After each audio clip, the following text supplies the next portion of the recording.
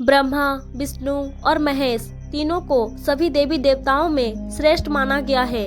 इनसे जुड़ी कई पौराणिक कथाएं प्रचलित हैं, जिनका उल्लेख शास्त्रों में मिलता है। आपने सुना ही होगा कि भगवान विष्णु 4 महीने के लिए सो जाते हैं। उस दौरान कोई भी शुभ कार्य नहीं किया जाता है, ना ही विवाह और ना ही गृह प्रवेश।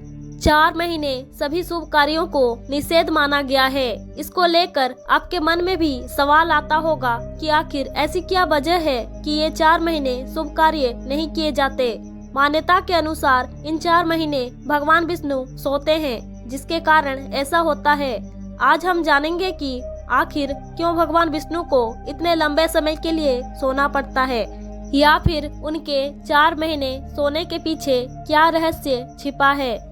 मान्यताओं के अनुसार भगवान विष्णु हर साल आषाढ़ मास की शुक्ल पक्ष की एकादशी से कार्तिक मास की शुक्ल पक्ष की एकादशी तक 4 महीने के लिए सोते हैं, और इसी दौरान कोई भी शुभ कार्य जैसे विवाह, मुंडन संस्कार, गृह प्रवेश, जनेऊ और मकान की नींव डालना जैसे कार्य नहीं किए जाते हैं।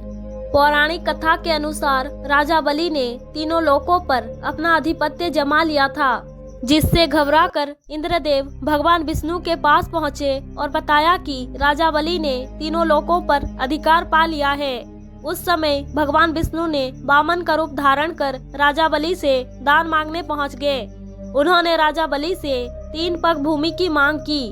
2 पग में भगवान वामन ने धरती और आसमान को नाप लिया और राजा बलि से पूछा कि तीसरा पैर कहाँ रखे, तो उन्होंने कहा कि मेरे सिर पर रख दीजिए। इस तरह भगवान विष्णु ने वामन का अवतार लेकर बलि से तीनों लोकों को मुक्त करवाया और देवराज इंद्र का भय दूर किया। वहीं राजा बलि के दानशीलता और भक्ति भाव से प्रसन्न होकर भगवान विष्णु ने वर मांगने के लिए कहा। बलि ने भगवान विष्णु से अपने साथ पाताल चलकर हमेशा वहीं रहने का वर मांग लिया। भगवान विष्णु बलि के साथ पाताल लोक में रहने के लिए चले गए। विष्णु के पाताल जाने से सभी देवी देवताओं और माता लक्ष्मी चिंतित हो गई।